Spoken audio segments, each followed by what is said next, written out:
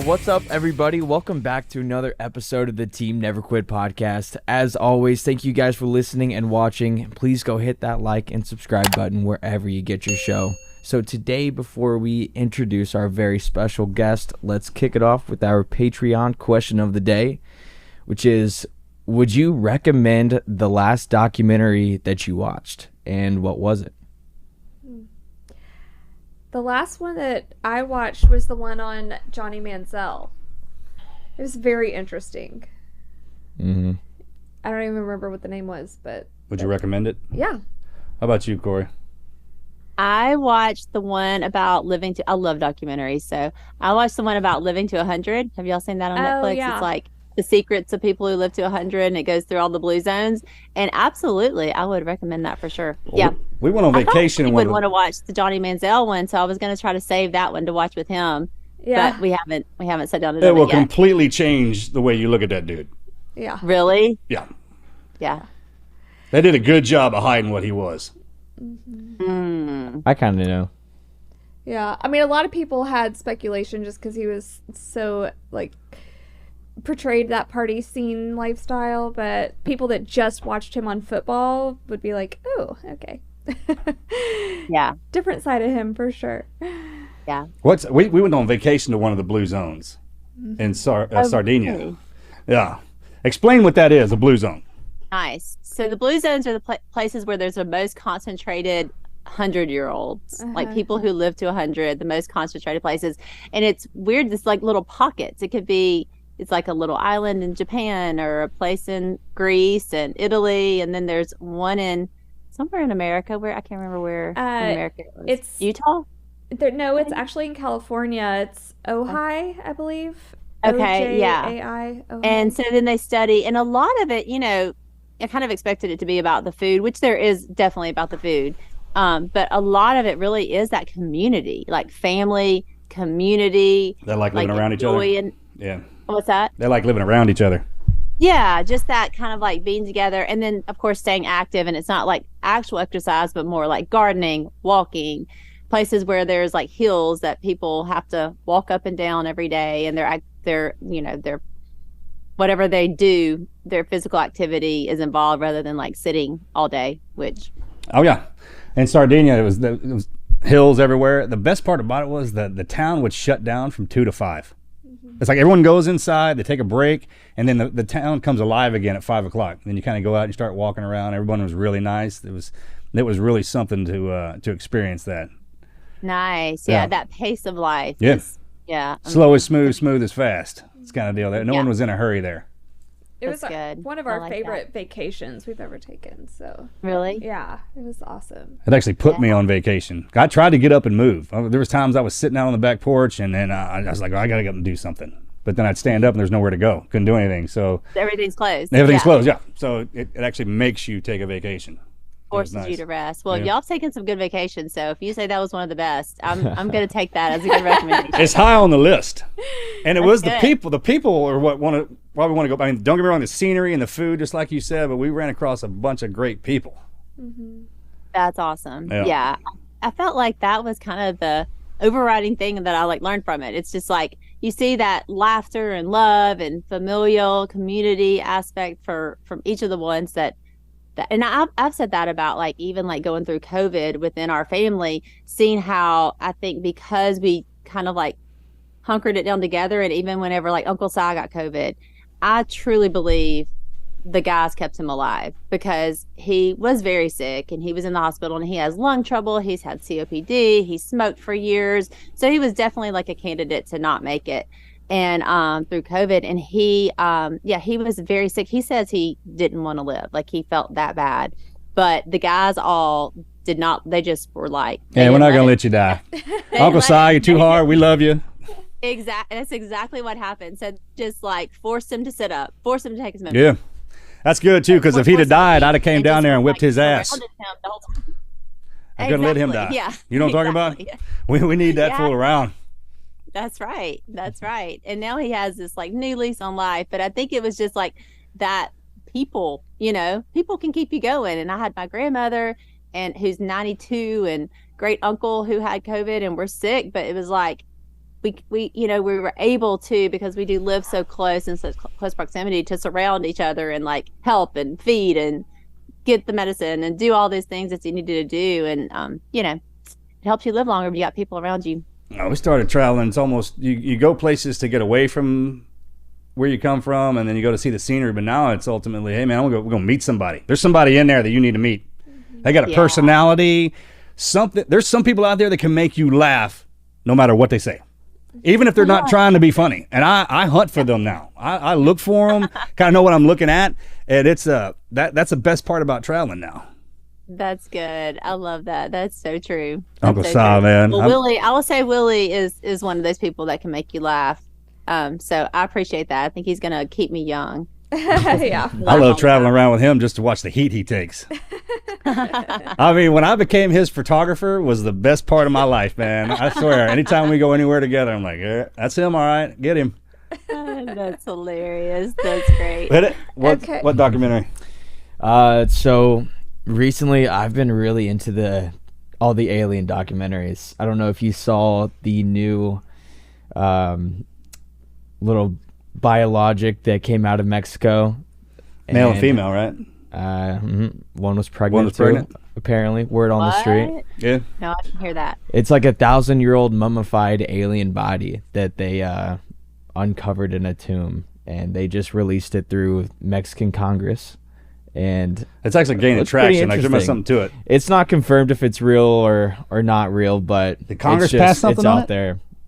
Mexican That's Congress pretty. That's pretty heavy if the leadership's doing something like that, for sure. Yeah, that's crazy. The fact that they had that whole congressional inquiry.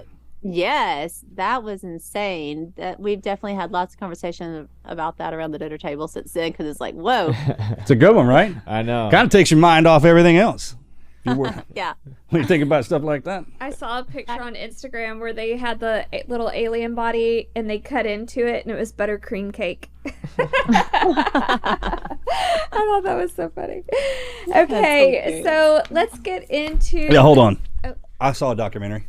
I'm sorry. Have you seen the one on Arnold? The new one he did on athlete, actor, and I think politician? I thought it was great. Yes. I thought it was great. The first 2 episodes of that and thought it was fantastic too. They did a fantastic job. I mean, you want to talk about the American dream? Yeah. And no other reason to love that man than he lived it. Yeah. I mean, there's so many reasons to love that man, but if you, for whatever reason, if you can't look at him any other than that, coming over here, and he talks about vision a lot. I think it's very important. You will never be able to become anything or go towards anything unless you know what you're going for. And he's real adamant about that. And he's also funny too. He's because my favorite line is when he's talking about, you don't think I look in the mirror and be like, Arnold, what the shit, man? You know, because it's getting old. You can't keep that physique. And I just, you never think about that. The guy was larger than life to me. Yeah. He pushed me. All his movies, I tried to be every movie he made. Yeah. I mean, he kind of had that impact on me. And I just thought that the way in his life, the ups and downs and everything that he's been through, man, and he's still here. That's an American thing. Like Americans get their asses kicked, they mess up. I mean, we're all sinners. We know that. And it's just, you just kind of keep going. Yeah. And I thought, good. I love that. Yeah, I'm gonna go back and finish it. I did enjoy it, and our kids, it's been funny because I don't know if they watched it or what, but they were like, we didn't realize how many movies he was in, how big of a star he was, because that was back kind of in our day. But they were like, yeah, he's huge. He's a huge star. Oh, yeah. And I love that too. He believed. I mean, he just did not give up. Believes.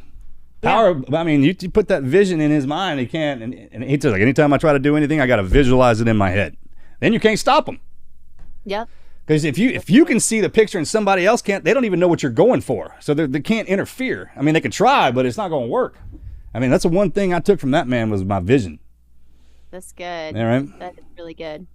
All right. That's awesome. So today we have a very special guest, Korie Robertson. He's a New York Times best-selling author and star of A&E's Duck Dynasty. She works in the family business with Duck Commander and also is a co-owner of Tread Lively Productions. Korie is a passionate speaker, a writer, and she's passionate about motherhood, adoption, empowering families around the world. Welcome to the show, Korie. Glad to have you on. Hey, thanks for having me. What does that do? Talk to y'all. Yeah, girl, we've been together for a while now. I mean, we've been together since before all this started. Yeah.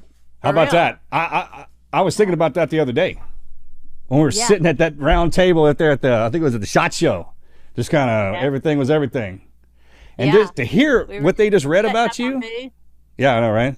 All those accolades that you have now. New York Times best-selling author. I mean, all the TV shows, everything that you've done, all the people that you helped, man, that's something. Aw, thank you. And that's you're nice. welcome. You're welcome. It's been amazing to watch your family grow. Well, yeah, you've been in it the whole time. That's so crazy. I think, it was before any of that. I read your book. That's how it all started. I don't know if you remember that, but I read your book and I was like, I was talking about it at a dinner table with some friends, and Willie had just started Buck Commander. It was all kind of, we were just, remember that? Duck Commander was growing. He just got that tattoo on his forearm. I was sitting at that table. I was like, that don't come off, right? And he's like, yeah. And we're going somewhere. I'm like, Roger we're that. in. Hey, we're good. That's right, yeah. Buck Commander, we were going all in. That's for sure. He got the tattoo. We're all in if you get paint. You know what I'm talking about? That's hilarious. Right? That's So funny. when was that? How long have y'all known each other? 08? And Was it 08? probably so, because we started Buck Commander in 2006. Yeah, it was 08. So I mean, early. Yeah, Early. a lot of That's people awesome. don't know that Willie and Korie were actually at our wedding. They were there to help us celebrate Yes, our wedding. Remember how cold it was? 2010. it was cold, Dude, but that so tent cold. was nice and warm. Once we got in the tent, it was Yeah. perfect. All I remember from that night is I broke out in hives. That's all I remember, man. Did you really? Oh, man, it was bad. I don't think I've ever told anybody that. Right before we got married, I was so nervous. I broke out in hives. Never happened to me. Oh my goodness. That's why I was standing in the corner and couldn't move. That is awesome. Well, I remember whenever he first met you, Melanie. I remember him telling us about Yeah. you and just falling in love and all of that. So Yeah, because they were like, wait a second amazing now, journey. don't rush anything. Because, I mean, it was, we were, the book and we were on that wild roller coaster. And I was running pounding around with y'all by myself. It was pretty fun. And then I told them, I was like, I met the one. And they were like, Yeah. all right, we'll have to meet her, And I was like, all right, cool, man, let's Yeah. do this.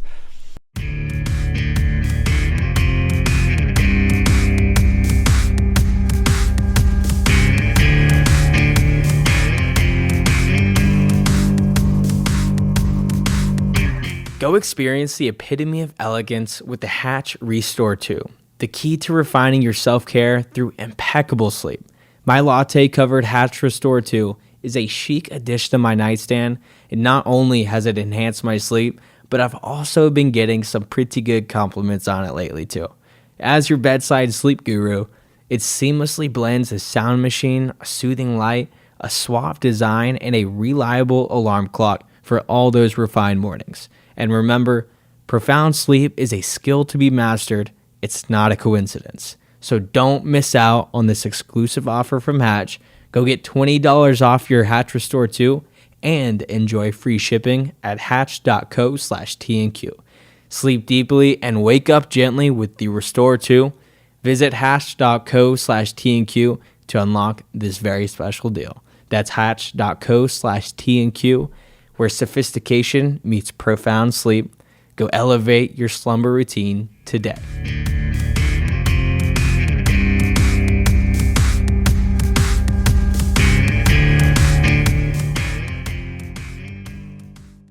"13 years later, here we are."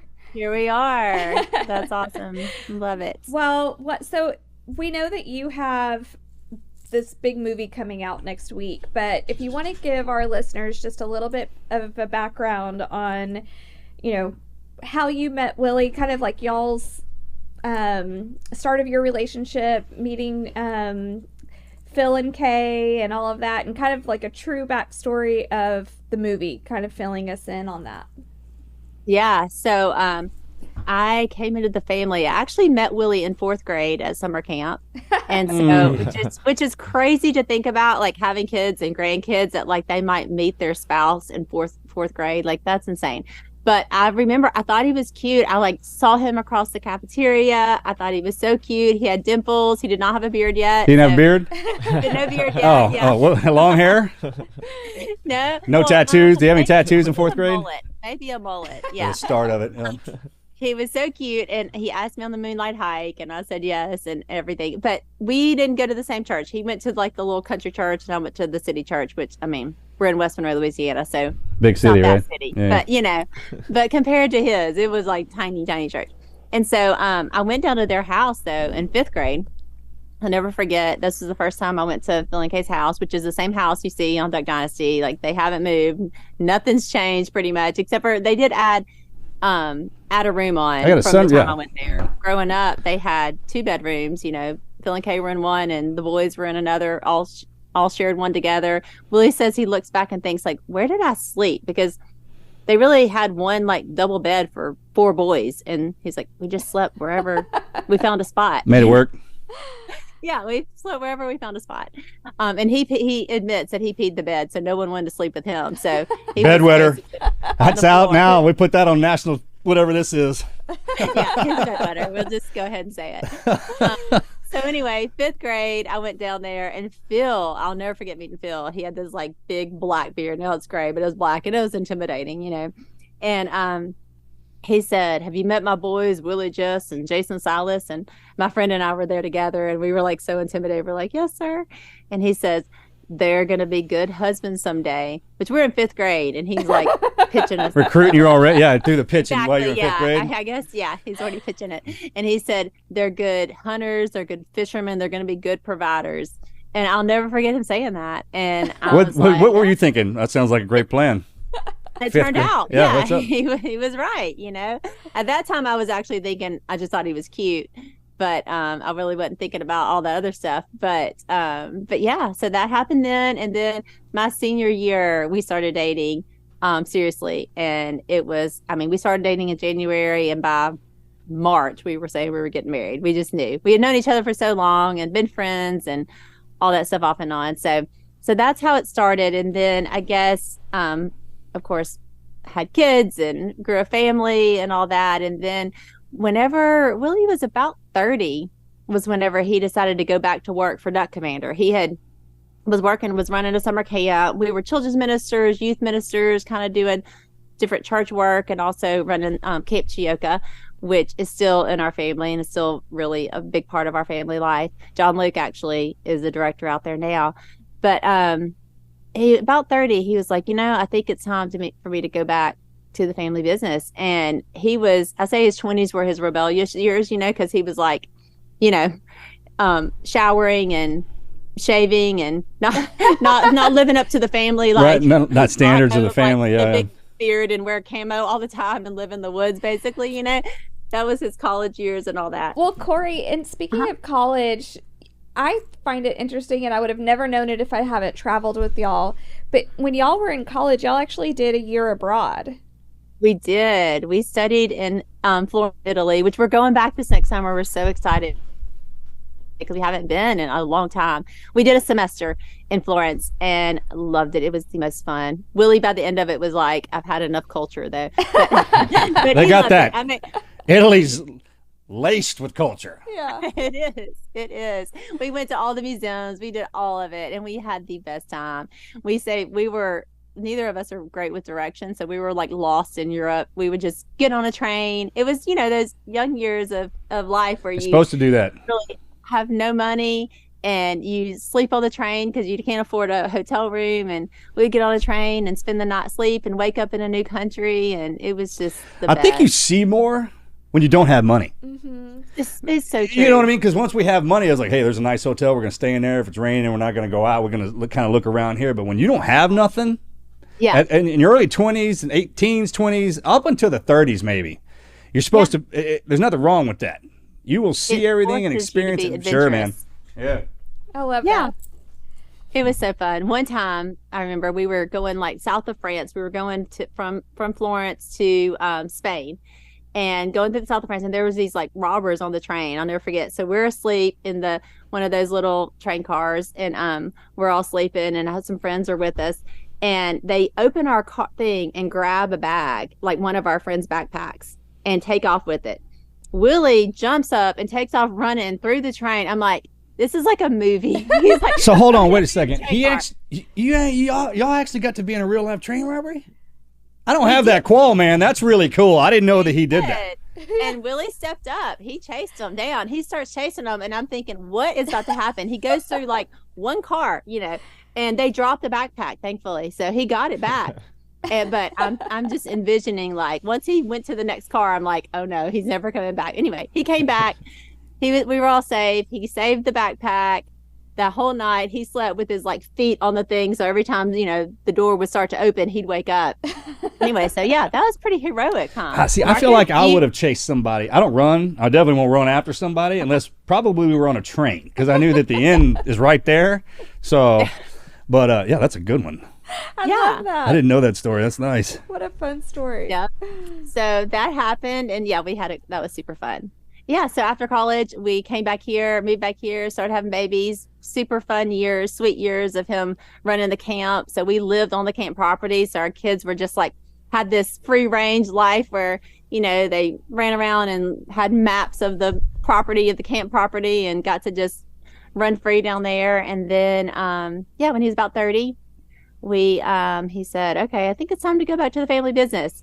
So he did. And really the first year, he was like the yard guy down there, because he didn't really have a specific role at Duck Commander. He just kind of, it's like, I'm going to come back in and just see what there is here. And we kind of that was when we were starting. My dad had started the website, duckcommander.com, and was handling that for Phil and Kay. And we said, I think there's something to the internet, the website, where people are going to start buying from here and everything. This was kind of really early days of all that. And so yeah, he went down the first year. He just kind of was like finding out what was happening down there. He started traveling with Phil a little bit. Phil was doing some speaking, and he would sell the duck calls, set up a little booth. And it was those days where we were like, this isn't done. Duck Commander has more to it. And we just started getting the inspiration about what Duck Commander could be. And Phil and Kay had done a fantastic job with it, but they were kind of at the point of like, yeah, we did all we can do. We've sold, there's only, million duck hunters in the world. We've sold is all we can sell. And I feel like Willie and I just came in with some fresh life and excitement for the family company and the brand and what Phil and Kay had started. And so, we started running the website out of our house at that point. And we were the ones who answered the call at 2 a.m. when someone called in for a duck call or whatever. Because, saw the number on the website. We were the ones who packaged. That's when you would buy a duck call back then. Yeah. 2 a.m. Exactly. You know what I mean? You see those infomercials? I got every one of those fishing lures and every duck call. And they'd call our house and we'd be like, yep, Duck Commander, whatever, So yeah, those were those fun early days of us trying to just kind of figure it out. And we started this group called Duckaholics Anonymous. And so if you were a duckaholic, you were like addicted to duck hunting. And we had like, the 10 rules of Duckaholics Anonymous. And I wrote the newsletter for it, and just all these fun early days where I'd call Phil and be like, all right, how many ducks did you kill today? So I could put it in the newsletter, and all this kind of stuff. That's awesome. So, those were early I remember the days first commercials when he had the beard, because you were talking about the beard, and it's intimidating.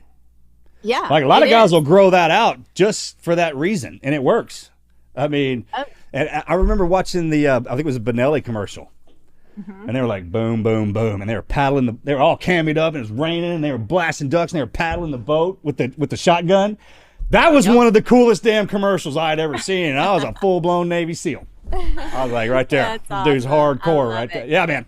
I mean, when they're all painted up and looking the part, that's some sexy stuff, man. That commercial right there was. I'll go buy another shotgun, even though I have a lot. Yeah. Now, just talking about it, it's making you want to buy. You know what I'm talking about? I mean, it's not even duck season right now. I'm about to go out after this and get my shotgun out in the duck calls and just start practicing.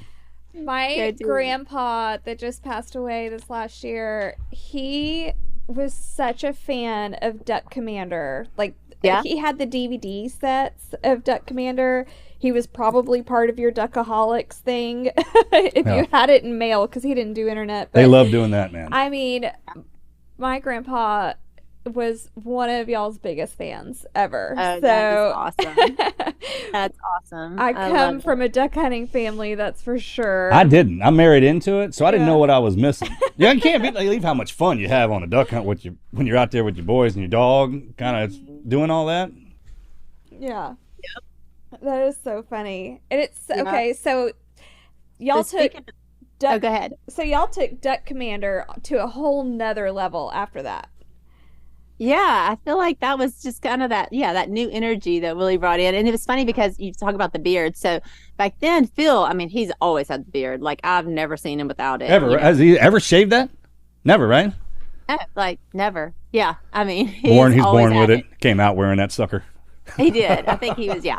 No, there's some pictures. He was cutie too in high school. There's all his high school sports pictures for sure. But yeah, I remember Willie. So Willie and Jace, they used to like grow the beard out for hunting season and then they shave after that. So it'd kind of be like, that was the hunting season thing that they do. See, I have to do that. That's what Mel puts on me. You do that too? October 31st, and I have to shave Valentine's Day. That's how the guys, that's how Willie and Jace used to do. But also it's funny because Willie would, go to Walmart meetings or do this kind of stuff and they would shave before they do that. Then one year he was like, why don't we just like go as who we are? Like, why are we trying to like clean up and wear a suit for the business meetings like everybody else does? Let's just keep the beards and do what we do. And that's, I think, really when it all kind of started shifting. Oh, identity. Yeah, I got the that identity. lesson of like, hey, be who you are. Don't try to like, fit into the mold that someone else says you should be. But whenever they kind of just own, hey, this is who we are. We like to wear camo and wear beards and be in the woods. And I'm trying to remember when it really caught fire was when the show came out. Duck Dynasty. The Dynasty, right? When y'all became the Dynasty. Because y'all family, it is, man, it is. All over the world. I mean, I texted Willie. I found, I was in the middle of nowhere and found a newspaper with y'all's picture. It wasn't even in English. I was like, man, they got you guys everywhere. That's crazy. Isn't that fun? Yeah. I think it was in over like 100 countries at one point. So that was crazy. We would never, who could ever imagine or expect it? That whirlwind like that, and try to explain that to people, like you see, especially with y'all and your family, the whole family. It's not just one person. Because usually like you'll have the celebrity and then the family will come in there just to kind of, but y'all, it's all of y'all. Yeah. Which I actually think that really helped us. People were like, how did you kind of keep your head and all That's that? what I was going to ask. Yeah, and I think that really helped us because I do look at people, I remember, especially during that time period, seeing an interview with some young kind of star, and I just felt her like loneliness, and I thought, oh, how lonely would this be if you're on your own? And you experienced I've seen it. Oh, that's why I bring it up. I've seen that. Yeah, you've been there. Yeah, you definitely kind of like when you're on your own going through something like this, because it can be, there's a loneliness that comes with it, which you wouldn't expect because you're like, oh, everybody's looking at you and everybody loves you and all this, but actually like it's the loneliest. There's an isolation and everything. So thankfully we did have the family that we went through it together. We were all in it together. So we could kind of like understand it for each other and be there for one another in it. Everybody take to it pretty well. Yeah, I think everybody really did. Because on the outside, it seems like it. I mean, pardon the metaphor, but like duck on a pond, like you guys look as smooth as can be. It's like that duck, but underwater, them legs are going 900 miles an hour, right? I was about to say, I don't know about it. It wasn't all smooth, that's for sure. We definitely did not do it perfectly. And definitely there were some things that when Duck Dynasty ended, we were all like, all right, let's take some inventory here. Like, what just happened? Where are we? We had to really focus back on our marriage, and like, we're like, all right, we need some counseling. We need to like really kind of seriously assess what just happened, because it was a crazy whirlwind, and there were definitely hard things to happen from it. Our kids, look back, which it's interesting because we've talked about, would we do it again? And all of our kids are like, yes, absolutely. So I'm like, okay, that's good. Oh yeah, they're saying like, that. Sure. Oh, I wish we'd have never done it. Everyone, even whatever the hardships that came with it or whatever, the blessings were way bigger than whatever the negatives were. And so, and you grow from hardships. That's the thing. You're not guaranteed an easy life if you work at a bank or a teacher or whatever. There ain't nothing easy about this place down here. That's right. I love that. Yeah. I remember watching Sadie take off. Yeah. I mean, it's different when y'all are celebrity, you got that protection down there, but when they get their own fan base, like when your kids become popular, then they're not, it's a completely different thing. Mm-hmm. Yeah, and she talks about that a lot. When Dance with the Stars definitely How about that? Put her in a different category. It was different, and so before she had that protection of the family, then that happened, and she experienced a lot, some of that loneliness of kind of like, it appears that like you've got every friend in the world, but actually your real friends don't really know how to be friend to you anymore, and kind of start terrible? You, or the jealousy or any, those type of things, are just not really understanding kind of what your life is and looks like. And so that was hard. Yeah. She definitely experienced some of that, and had some weird, that was crazy time period. It would be like, and come out, and then there'd be people in the stands with duck calls and beards and yelling things when she tried to make a shot, and, and weird fans running across the field at a football game that, and stalker, all those things. Package deal comes with everything. They don't talk about that. Had to grow up. That's right. Yep. That part gets left out, and every celebrity has to go through it. That's right. And no celebrity talks about it. Not really, unless it makes the news. Like, and and it's kind of hard because you're like, you don't want to complain. Yeah. True. It's hard because you don't want to complain, because you're like, hey, I'm grateful. I'm living a good life. You don't want to complain. It's not like, I always said people be like, oh, it's so hard. I'm like, yeah, I didn't like move to Haiti to become a missionary. Like, it's not hard like that hard, so you feel it's different. Like, sure, it's a different kind of hard. Different kind of hard altogether. You don't want to complain, but it's hard. It's hard. I'm glad you said it like that. I go through that all the time. Mm-hmm. I was like, people are like, hey man, you must not have a hard day. I was like, I don't have a hard day. I've been through my hard days. Right. Physically bleed and all that stuff. Like, I know what that is. Yeah. But there's a different kind of pain that comes along with this life. There's a different kind of difficulty that you can't anticipate. Most people don't talk about it because it's different for every person. Yeah. And once I noticed that and started picking that up, and it's been years now, but I can see it. You can also see the people who are coming into the life, like, hey, this might chew you up.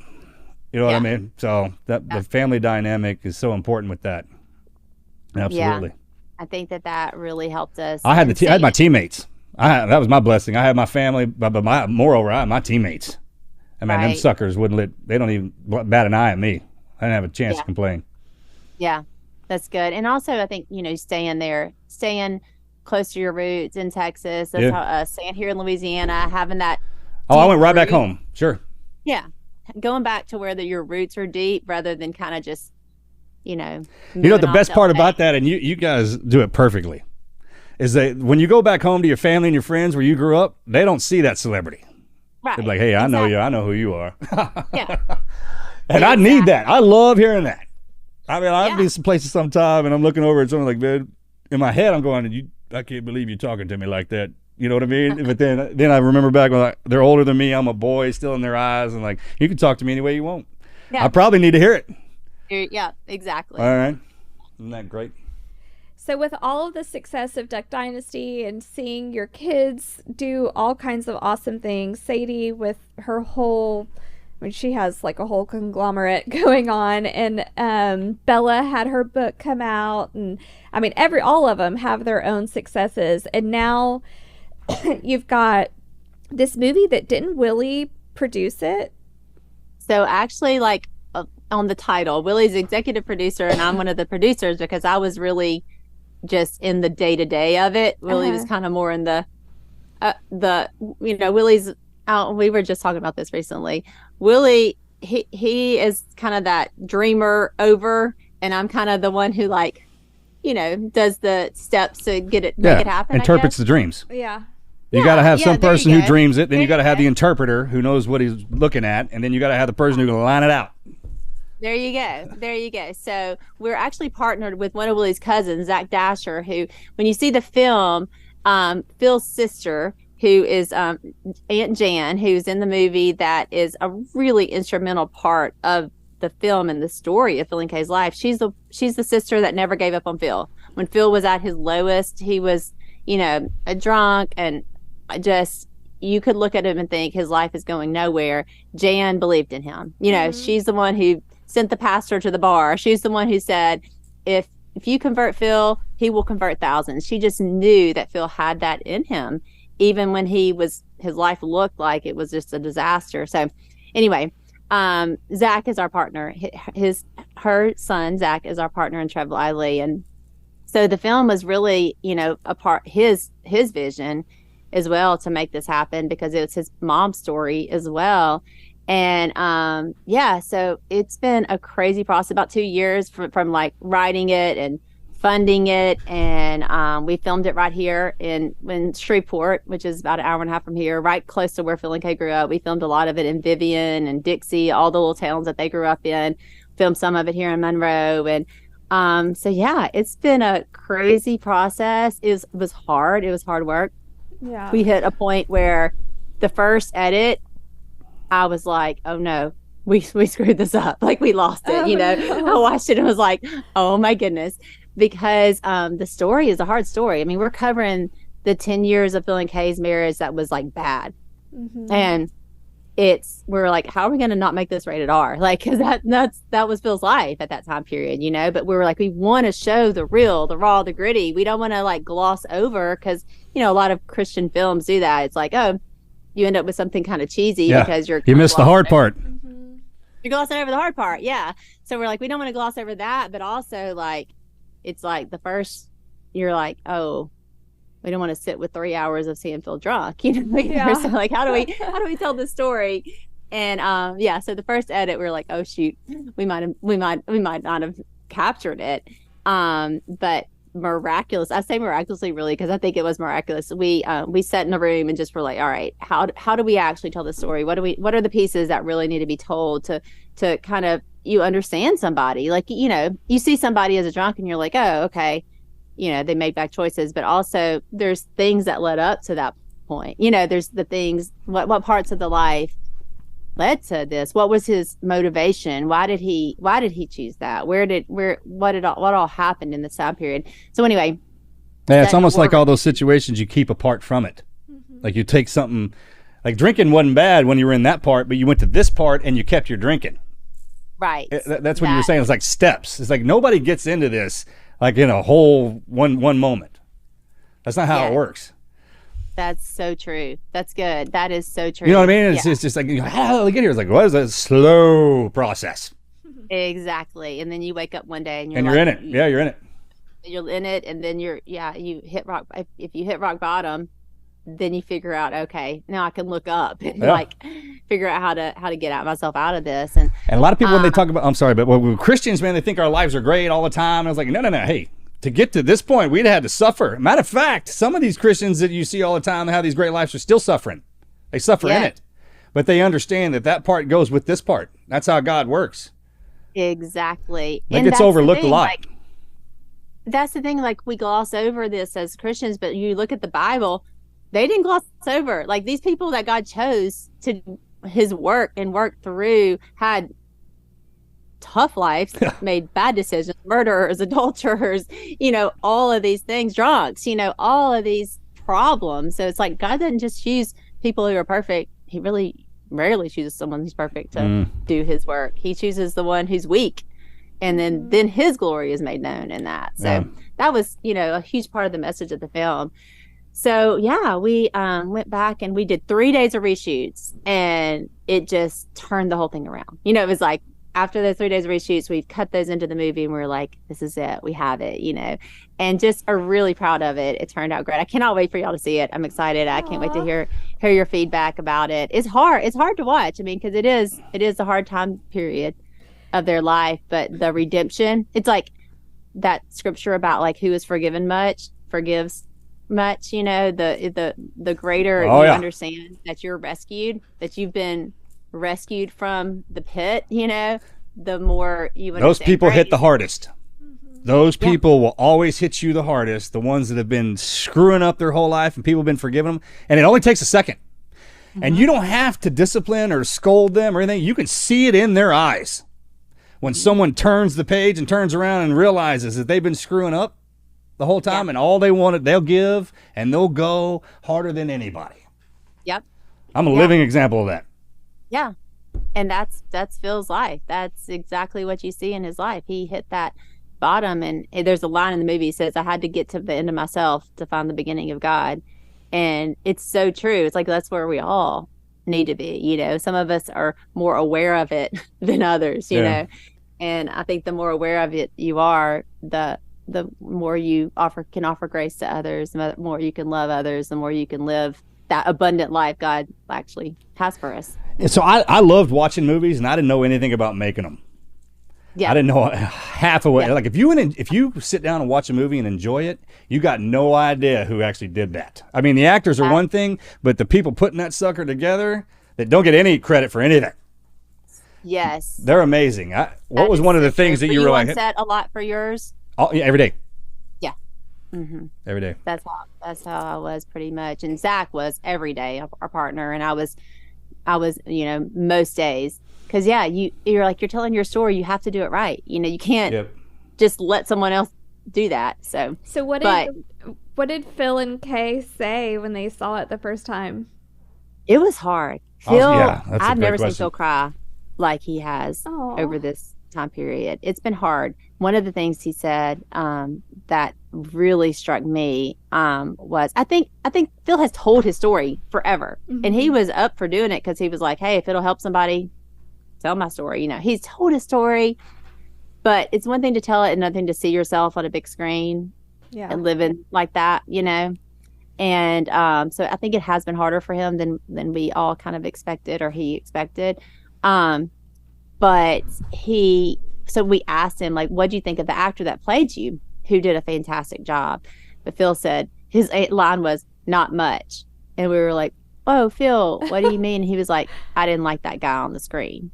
Like he didn't like himself. He didn't like seeing himself. Yeah, he didn't like himself. Yeah, he didn't like seeing himself in that when he was like that. I hope the actor knows that it's not his acting. We clarified it. And we went ahead. Yeah, that's actually a compliment to the actor. Yeah, exactly. Yeah. Yes, yeah. We were like, hey, Phil, explain what you mean here. Because we were like, what do you? And he was like, I didn't like that guy on the screen that I saw. Because he saw himself. He saw himself in that so much in it, and he knew, like, oh, I think he kind of realized, I don't know, he had to come to grips with some of that. But it was so beautiful because Kay, I've said all along, Kay, when she forgave Phil, she truly forgave him. She's not holding on to any of it. She's not, she just really was able to offer that grace and forgave him. And so through all this, she's been so sweet. And I think they've had some sweet moments and able to, like, heal even from some things that I think maybe Kay healed from and had forgiven him of, and all that he's now having to forgive himself, maybe even. Oh, that's so sweet. Oh, well, you know what that does to him? Yeah. Does to us? Is it takes that we swallow that pain. Yeah. Once you realize that you've been hurting somebody, and I mean, you realize it. Yeah. Then that pain immediately comes inside of you. And it's the hardest thing to deal with. It's like a center line of pain. It's unexplainable. And that in itself will humble you. Yeah. When you see everyone else's grace been thrown at you for so long, and you never acknowledged it, and then finally it opens up, and you're like, oh, wait a second. Then he can look back and see that. I think that's exactly what he's experienced through this movie. See yourself. I'll never forget. I mean, I didn't watch it all the way through, but watching myself get my ass kicked along with all my buddies, man, I didn't know what to do. How about that? I knew what to do, in the moments, but never. It's kind of like you look back and, man, I was like, I know I kind of have an idea of what he's feeling, man, and you can't even talk about it. Can't even explain it sometimes. It's so tough because of the men we are now. Like, I would have never. You kind of want to apologize. You know what I mean? Just kind of want to say to our families, and I'm like, I'm sorry I had to be like that. Yeah. That, and then, Willie said this, because our church that we go to has this saying that says, where you have no past, only a future. And Willie's like, yeah, except for that, unless they make a movie about you. Yeah, and then how about that? Or you write a book. They make a movie. Well, I can't get past it. Exactly. Yes. I mean, I can't. Yeah, that's hard. That's another level. Like when you're in the spotlight and you're telling your story, and it's for the good. I mean, the what good your book has done and what good Phil and Kay's story is doing for others, but you're having to live it. And you're having to live through it. Oh, girl. So you want to hear something funny that happens to me? Every time I walk in somewhere, everyone's always going to give me their best, and they're always going to try to outdo me or show me how badass they are. Like Mel and I have to take a Pilates class. Like we go to Pilates together all week. And Nice. I literally go in there and get my ass handed to me. I don't know anything what I'm doing, man, but they make it, it's just as hard as can be in multiple situations. And it's got one of them deals like, hey, I know a little about you. I know you can handle it. I'm like, no, that's not. Just because I can doesn't mean I like handling it all the time. Yep. But it doesn't matter. Once you get stamped, that's right. Yep. Once he got that duck stamp, it's on him forever. That's right. It's so true. He's the one that had to go through the hard stuff to come out on the other side so we can see that that's possible. Because we're all born into the mess. Yeah, exactly. Well, that's one thing. Actually, whenever Duck Dynasty happened, this is just on a light note, but you see it in exactly what you're saying.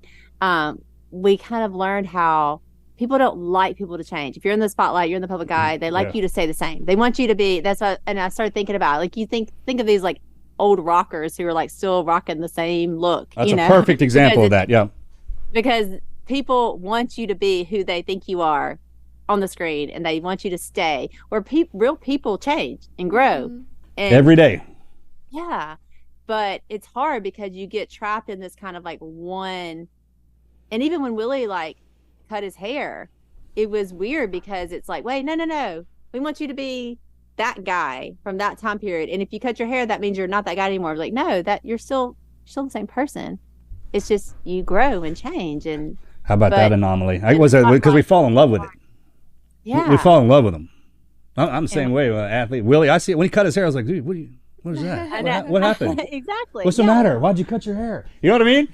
Like, that's any of my business why if he cuts his hair or not. I don't give a damn. But I mean, when I saw it, I was like, well, where's Willie? What happened, man? You okay? Exactly. Yes. But on a deeper level, like what you're saying, like people are expecting you to be that Navy SEAL. Like, everything's always got to be tough and the hardest and push it to the limit because that's who you are, but it's like, oh, I'm growing. See, that's the thing is I've made my transition. Like I'm in the church, like I try to be nice and do all this stuff and it doesn't resonate. People are like, what's the matter with you? What happened? I'm like, you're supposed to grow. You go from the warrior to the poet. It's part of that, but doesn't matter. That doesn't matter. So what do you think like with people watching the movie, is the biggest message in there redemption? Is that kind of the overall theme for it? Yes, I would say redemption, and really that the message that there's nobody that's too far gone from the love of Jesus. Like I think people count themselves out because they're like, oh, I've screwed up. I've hit this. I've done this. I've done that. And they count themselves out. But like, Jesus is like, no, I'm here. I died for everybody. I'm here for all of us. And so I think that, I think a lot of people, I think that hope of like, hey, there can be something different in your life. You can come out of this, and there's a point where, I think there's a point that everybody hits in different parts of their life where something might feel hopeless. Like, oh, this person will never change. That saying of like, oh, people don't change or whatever. This person will never change, or my marriage can never be better or whatever. And this Phil and Kay's life proves that that's actually not true. Phil changed his life at 28. And then, 30, Duck Call business started. But it wasn't until Phil was like 60 that Duck Dynasty happened, or whatever. It's like, oh, things can change, and there is always hope for something different. But there was a time when Kay was a single mom with 3 boys that she didn't know if she'd ever see Phil again.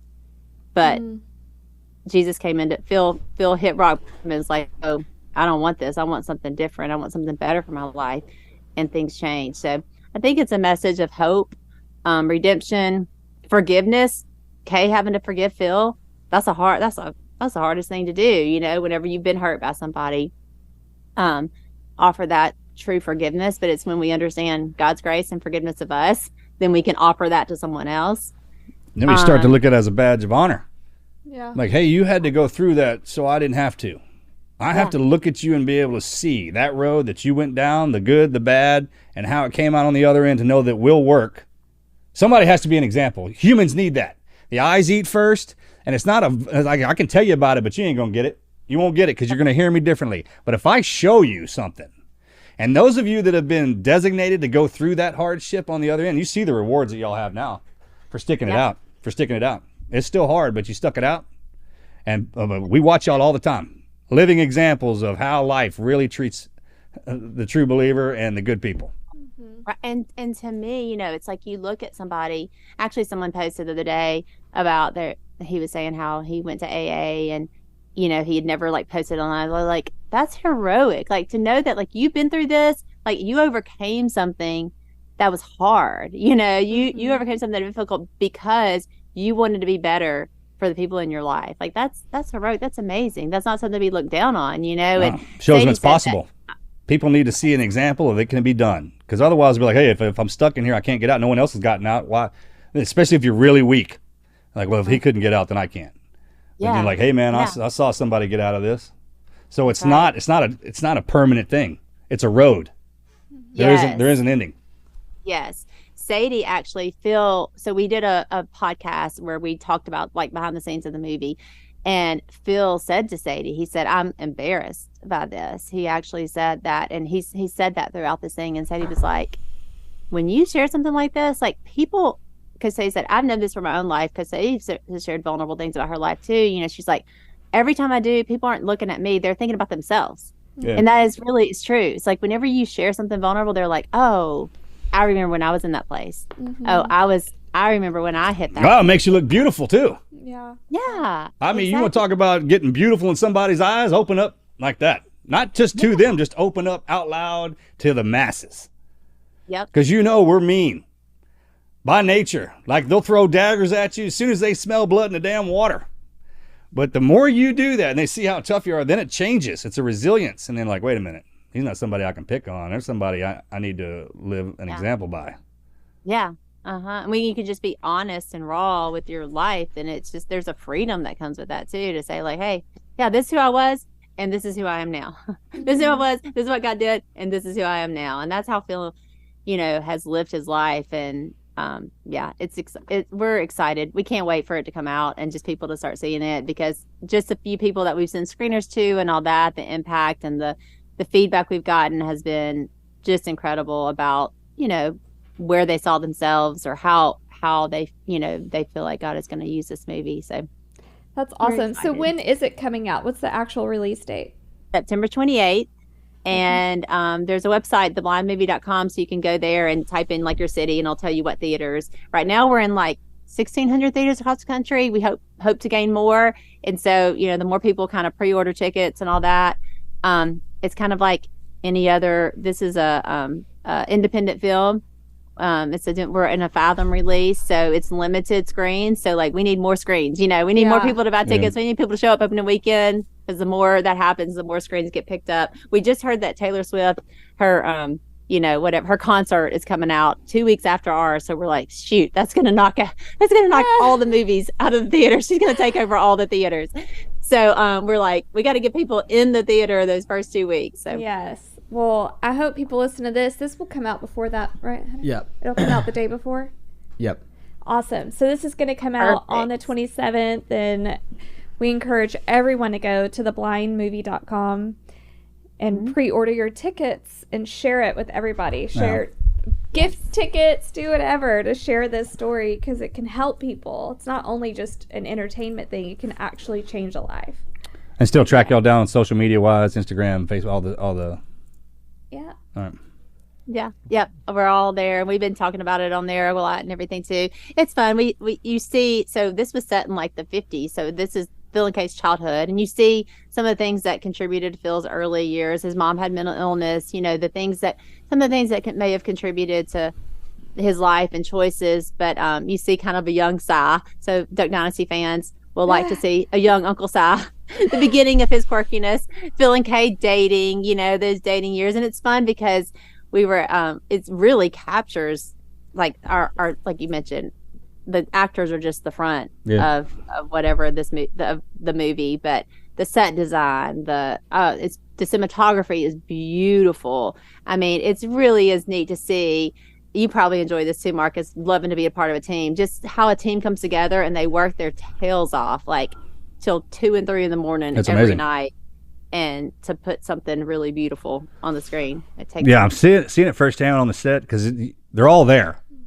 They're all there. They might not be doing anything, so I'd walk around like, hey man, what are these people, they're not doing anything. Hey, just wait till that sucker starts working though. You ain't gonna believe what he can do.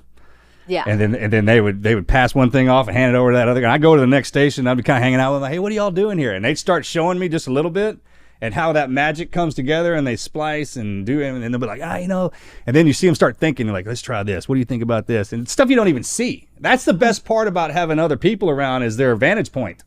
Yeah. Imagine like you're all sitting around a ravine looking down at something, and you want to see a different angle. That's a different human. Those are different eyeballs looking on that, and they explain it differently too. But you can hear it the same. It's a beautiful thing, man. And when those people in Hollywood are really good at that. Yeah. And all the just little details. I mean, the attention to detail after detail that all makes up a piece or a set or a one scene that lasts like 30 seconds, but just all the little details that go into it. It really was a incredible thing to kind of scenery, experience. we were talking about it too. Like, and when you're watching a movie, you have the characters. That's one part of the movie. You also have the scenery. People can watch a movie just to see the scenery. Yeah. And the music. So if you're hitting them in the ears and the eyes, and then they got it's these senses that just wrap up, and then what you're talking about, that's a movie.